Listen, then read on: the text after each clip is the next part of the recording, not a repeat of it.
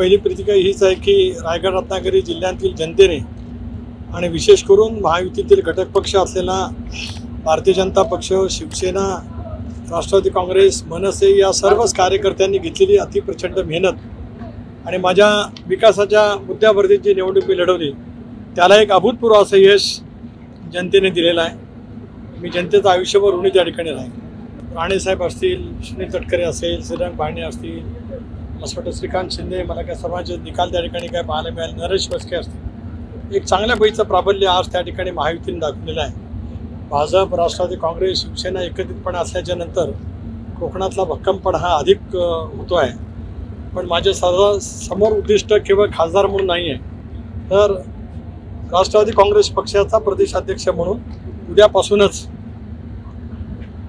आगामी येणाऱ्या विधानसभेच्या निवडणुकीच्या दृष्टीकोनातून जोरात कामाला लागणं। कोकणात 15-0, रायगडमध्ये 7-0, रायगड लोकसभा मतदारसंघात 6-0 हे उद्दिष्ट ठेवून आता कामाला लागतं।